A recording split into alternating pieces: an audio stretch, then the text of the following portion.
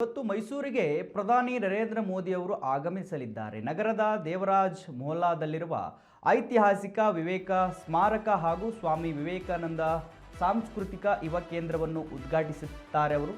ಈ ಕಾರ್ಯಕ್ರಮಕ್ಕೆ ಜಿಲ್ಲಾಡಳಿತ ಹಾಗೂ ಭದ್ರತಾ ಸಂಸ್ಥೆಗಳು ವ್ಯಾಪಕ ಸಿದ್ಧತೆ ನಡೆಸಿದ್ದು, ನಗರದಾದ್ಯಂತ ಕಟ್ಟುನಿಟ್ಟಿನ ಭದ್ರತಾ ವ್ಯವಸ್ಥೆ ಜಾರಿಗೊಳಿಸಲಾಗಿದೆ.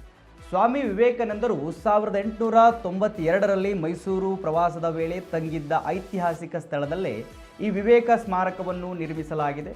ಪ್ರಧಾನಿ ಮೋದಿ ಅವರು ವಿಶೇಷ ವಿಮಾನದ ಮೂಲಕ ಮೈಸೂರಿನ ಮಂಡಕ್ಕಳ್ಳಿ ವಿಮಾನ ನಿಲ್ದಾಣಕ್ಕೆ ಆಗಮಿಸಲಿದ್ದಾರೆ. ಅಲ್ಲಿಂದ ಭಾರತೀಯ ವಾಯುಸೇನೆಯ ವಿಶೇಷ ಹೆಲಿಕಾಪ್ಟರ್ ಮೂಲಕ ಮೈಸೂರು ವಿಶ್ವವಿದ್ಯಾನಿಲಯದ ಓವಲ್ ಮೈದಾನಕ್ಕೆ ಪ್ರಯಾಣಿಸುತ್ತಾರೆ. ತದನಂತರ ಪ್ರಧಾನಿ ಅವರ ಸಂಚಾರ ಸುಗಮವಾಗಲು ಹಾಗೂ ಭದ್ರತಾ ದೃಷ್ಟಿಯಿಂದ ಓವಲ್ ಮೈದಾನದಲ್ಲಿ 3 ತಾತ್ಕಾಲಿಕ ಹೆಲಿಪ್ಯಾಡ್ಗಳನ್ನು ಕೂಡ ನಿರ್ಮಿಸಲಾಗಿದೆ.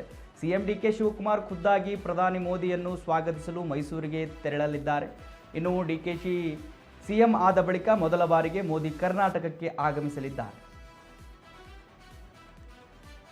ಎಸ್ ವೀಕ್ಷಕರೇ, ಪ್ರಧಾನಿ ಮೋದಿ ಅವರು ಮೈಸೂರಿಗೆ ಬರ್ತಾರೆ. ಇವತ್ತು ಡಿಕೆಶಿ ಅವರು ಸಿಎಂ ಆದ ಬಳಿಕ ಮೊದಲ ಬಾರಿಗೆ ಬರ್ತಿದ್ದಾರೆ.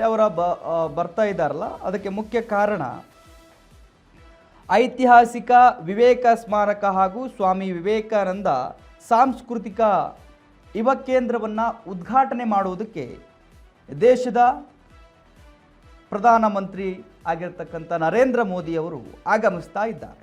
ನೋಡಿ, ಈ ಕಾರ್ಯಕ್ರಮಕ್ಕೆ ಜಿಲ್ಲಾಡಳಿತ ಹಾಗೂ ಭದ್ರತಾ ಸಂಸ್ಥೆಗಳು ವ್ಯಾಪಕ ಸಿದ್ಧತೆ ನಡೆಸಿದ್ದಾವೆ. ಯಾಕಂತ ಹೇಳಿದ್ರೆ ಯಾವುದೇ ಮಿಸ್ಟೇಕ್ ಆಗಬಾರ್ದು ಅಂತ ಹೇಳಿ.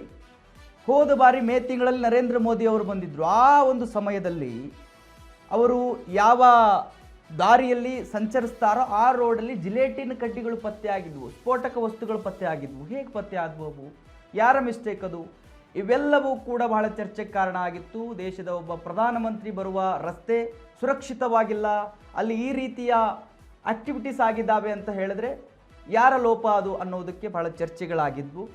ಸೊ ಈ ಬಾರಿ ಏನು ಕರ್ನಾಟಕಕ್ಕೆ ಬರ್ತಿದ್ದಾರೆ, ಆ ಒಂದು ಲೋಪಗಳು ಆಗಬಾರ್ದು ಅಂತ ಹೇಳಿ ಕಟ್ಟುನಿಟ್ಟಿನ ಕ್ರಮವನ್ನು ಮತ್ತು ಪರಿಶೀಲನೆಯನ್ನು ಮಾಡಿ ಎಲ್ಲದಕ್ಕೂ ಕೂಡ ಅಧಿಕಾರಿಗಳು ಸಿದ್ಧರಾಗಿ ಇವತ್ತು ನಿಂತಿದ್ದಾರೆ.